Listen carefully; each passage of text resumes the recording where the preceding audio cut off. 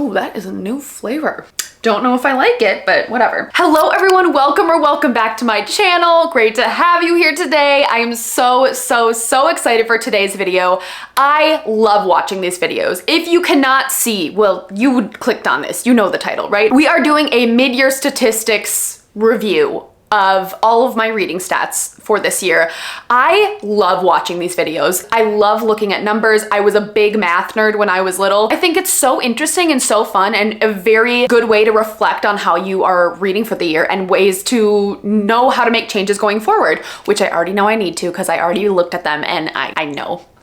Okay? Before we get started, if you are new here and have not subscribed or have watched a few of my videos and have not subscribed yet, I would love it if you hit that subscribe button down below.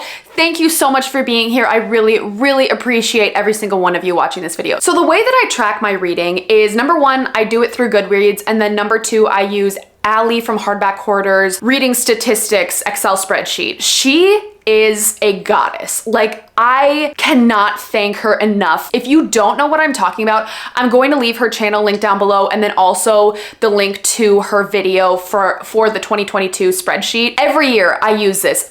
She puts it out for free. She is seriously the most generous human being ever for doing this, because I have absolutely no idea how to work Excel. I didn't even know that you could do math functions on Excel until like 2 years ago. So that's where I'm at with Excel. She's amazing. She literally has an entire instruction sheet on how to use the spreadsheet. So please go check that out if you haven't yet or are interested in doing a more in-depth statistic tracking for your reading than Goodreads or Storygraph has. I also use Goodreads as well to do more of like a quick, like in the moment, okay, yes, I read this book. This is the date that I started. I also don't think Goodreads tracks like DNFs very well. I just personally don't like how it's tracked. And I've tried time and time again to use the Storygraph and it just doesn't stick with me. Yeah, that's the way I do it. Goodreads and then also this reading spreadsheet. So let's just get into the stats. So I don't use every single statistic that Allie has in these spreadsheets. She has so many different statistics that you can use. I'm just gonna share the ones that I personally track. I am going to be counting all of the books I have read up until this point that I'm recording this video. And that includes some of the books that I've read in July, which is only 2 books, so it's not gonna throw everything off that much. Yeah, I already inputted everything that I've read this month so far, so that's what we're doing, okay? So number one,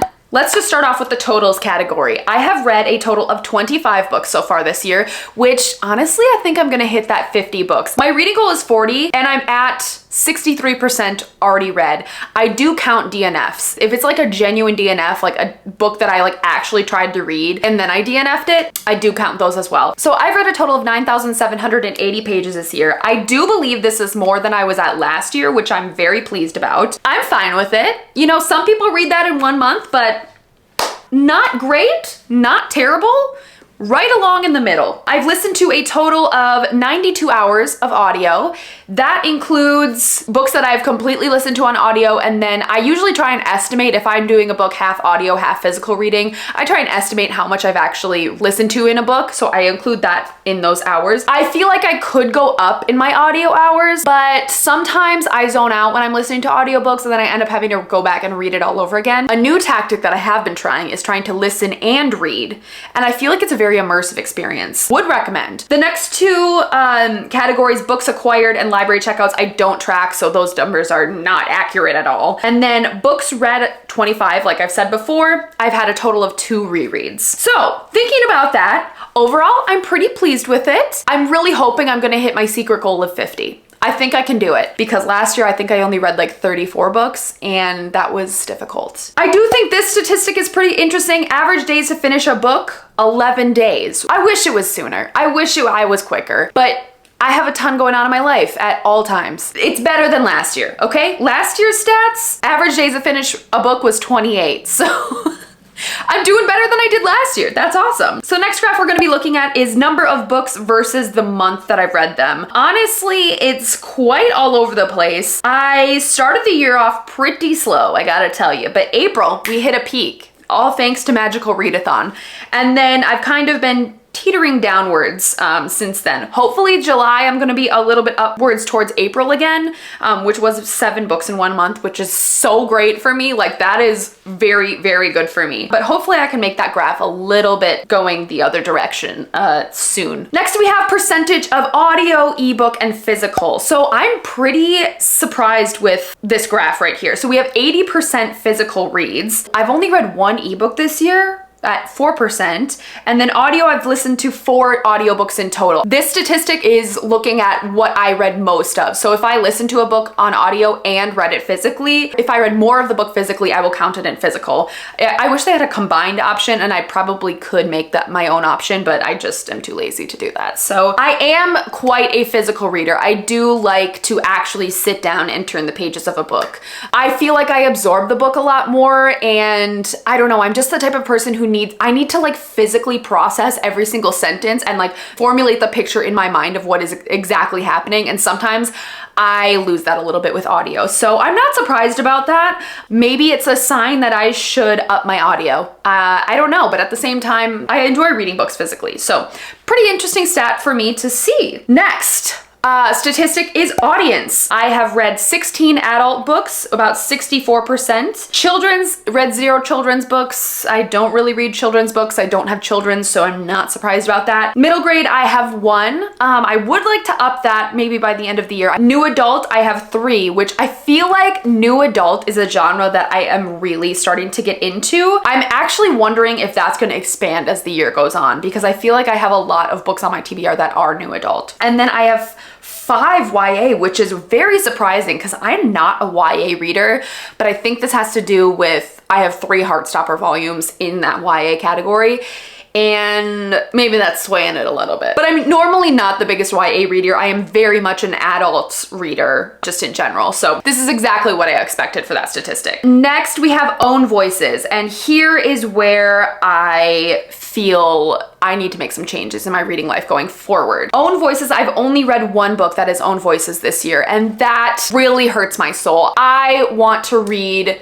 more own voices books for sure. That is definitely something that I want to prioritize going forward for the rest of this year. So I'm hoping I can swing this graph a little bit by the end of the year. I don't feel like I have any excuses or anything like that. I just haven't been picking up books that are own voices, and I definitely want to make that change for the rest of the year. I see where I need to make a change, and I will hopefully make that change by the time the end of the year rolls around. So that's one statistic that was disappointing. That is another one that I saw before I did this video, and I was like, ooh, we need to change that. Next statistic I have is where I sourced these books from. So 70% of the books that I have read this year I have owned, which is great because that means I am ticking away at some of this TBR up here, but also that might mean that I'm also buying books too and just reading those as well. Other than that, 16.7% of them are from the library, which is a total of 4 books, but I do love reading library books. I feel like I have really started to take advantage of that more throughout this year. One thing that I have discovered or rediscovered is just being able to go and like put a book on hold at the library and then have a physical book to read from the library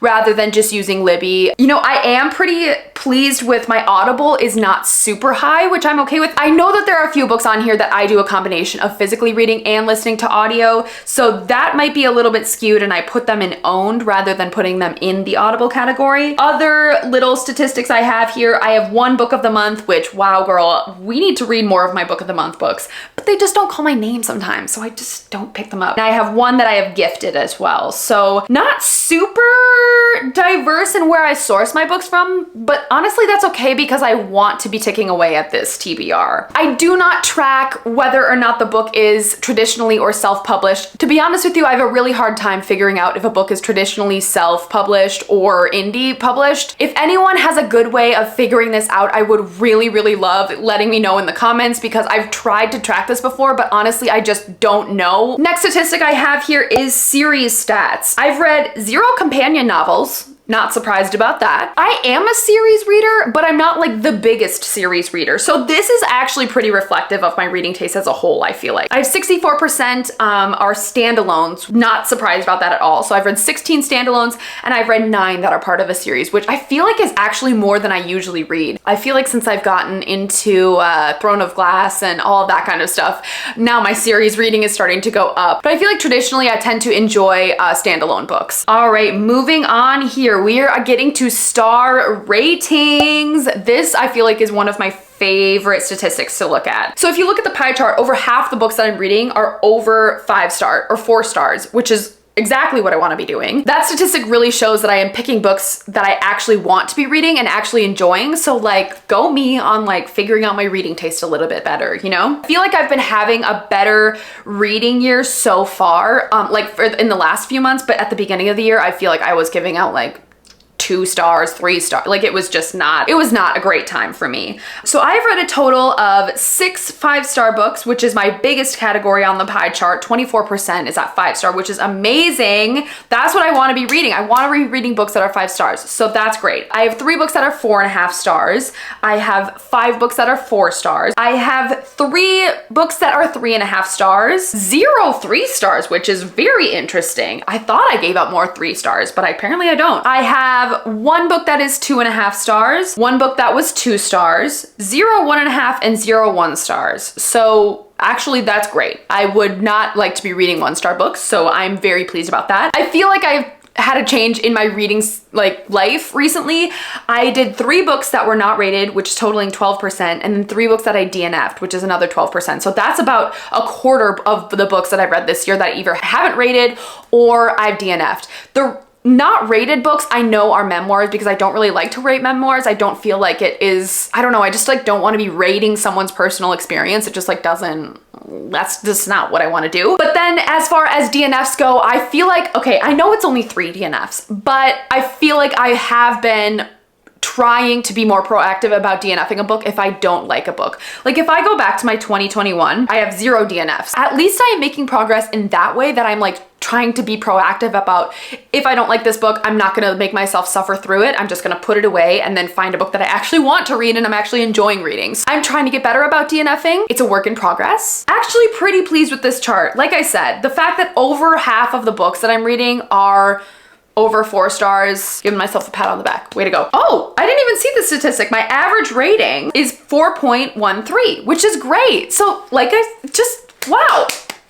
I'm very pleased about that. Let's look at publication years next. This is a very overwhelming chart for me. How do I want to interpret this? I think the best way that I'm going to interpret this is that about half of my reading is 2020, 2021, and 2022. And then the other half, or approximately half, is earlier than 2019. I do have a 1946 book on here. That's The Man's Search for Meaning, I believe. I am okay with the publication years. I feel like personally I enjoy reading books that are more recently published, just because like I like to keep up with the hype. I'm gonna say this is an okay. This is an okay. I don't know what I want to change from this. I feel like what I'm seeing here is pretty representative of what I want my reading to look like. I don't think I would want to be too heavily skewed into recent publishing. I do want to be reading books that are backlist books, so I'm pleased with that.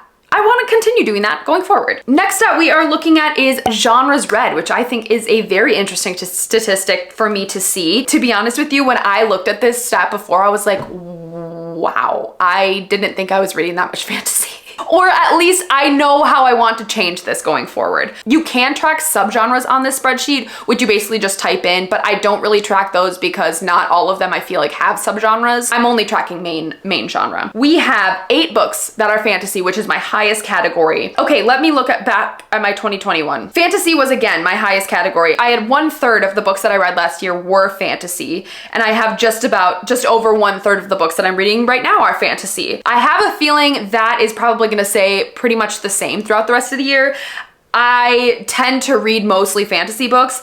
The one place that I do want to read more of is literary fiction. I feel like I have put that on the back burner, and that is sad for me because I really, really love literary fiction as a genre, and I have not been reading it this year at all. I've only read 2 books that are literary fiction. It's not on the pie chart, at least, because I don't think I actually edited the pie chart. Okay, straight up, I don't know how to edit this pie chart, but I do have 2 books that are literary fiction on here that are not included in the pie chart. But that is too little for me. I want to read more literary fiction. I love reading literary fiction. I think it speaks to my soul. I feel very connected to those books, but I've very much been prioritizing fantasy, and I am going to blame that on my YouTube friends.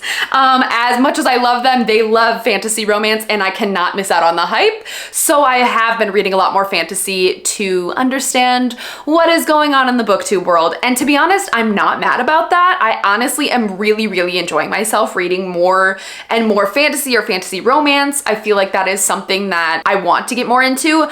But also now I'm putting literary fiction on the back burner, which I want to be reading more of. Then I also feel like literary fiction is not talked about like a ton on BookTube. And that was definitely one of my goals setting out for my channel, is to be able to talk more about literary fiction. So that will need to change by the end of the year. I need to adjust this chart, figure out how the pie chart to add literary fiction in it, and then read more of it. Other things as I'm looking at this chart. A lot of these other genres that are on here, I don't really read. Like my main genres, at least what I'm looking at, fantasy is main genre. Graphic novels I have, which is a larger part of this pie chart, which normally is not. It's just because I'm reading the Heartstopper volumes now.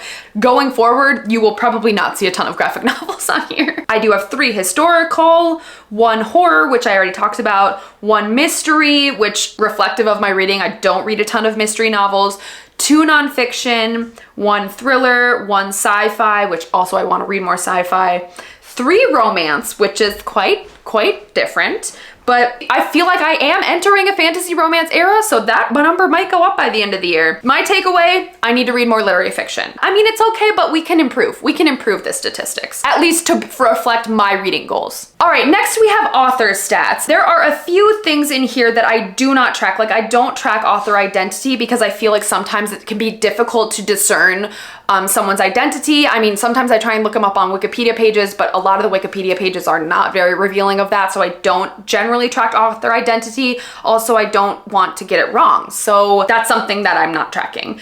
Next, we have author race, which I do track, and I am really sad about this chart, to be honest with you. When I saw this, I was like, oh my God, this is not what I want to be representative of my reading life. I want to be reading more from BIPOC authors, and I'm clearly not doing that right now, and I am very much owning up to it. I have not really prioritized that this year, and that hurts my heart. I have 80% of the books that I have read are from white authors. I have 16% from Asian authors, and then 1 unknown. We need to change this. This is not okay. I need to change this. I need to be reading more from BIPOC authors, from Black authors, from Indigenous authors. That is something that is actually really important to me, and I'm sad that I have not been reaching for that this year. Like, I feel like I didn't set out to prioritize that, and this is all like me mood slash just reading whatever's on my shelves, and that clearly shows me that I'm not prioritizing this as much as I should be. We are gonna change this statistic by the end of the year as well. I definitely want to be reading more from BIPOC authors, like I've already said. That's gonna change.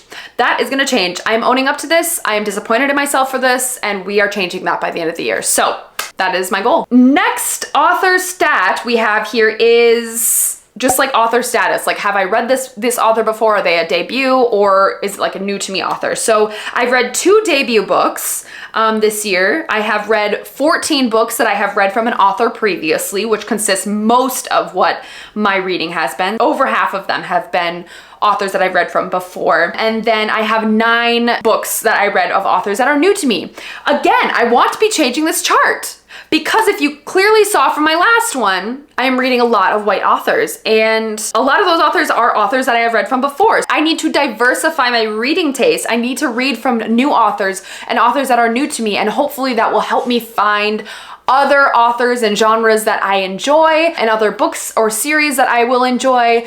I need to diversify my reading, and that is something that has been made quite clear to me. But you know what? That's what the statistics are for. It is for looking and analyzing your reading and figuring out where you need to make changes.